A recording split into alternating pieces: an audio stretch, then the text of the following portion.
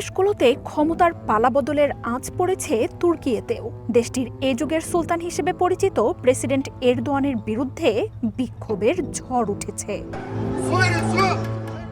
বিরোধী দলগুলোর উপর এরদোয়ান সরকারের দমনপীড়নের অভিযোগে আঙ্কারার রাস্তায় নেমেছেন লাখো মানুষ।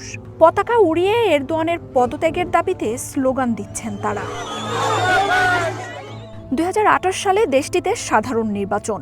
তার আগে প্রধান বিরোধী দল রিপাবলিকান পিপলস পার্টি সিএইচপি জেরবার আইনি প্রতিবন্ধকতায়।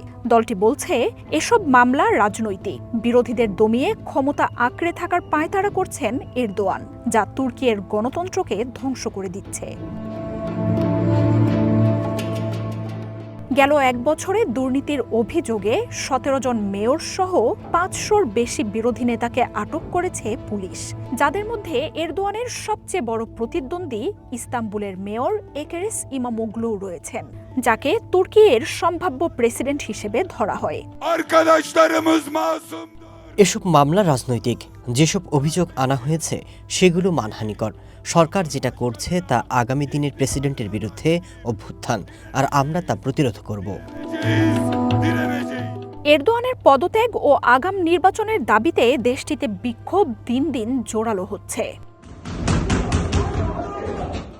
তবে রাজনৈতিক উদ্দেশ্য প্রণোদিত মামলার অভিযোগ উড়িয়ে দিয়ে এরদোয়ান বলছেন বিচার বিভাগ স্বাধীন। মার্জিয়া উপমা, one international desk. Başvuru yolları ardına kadar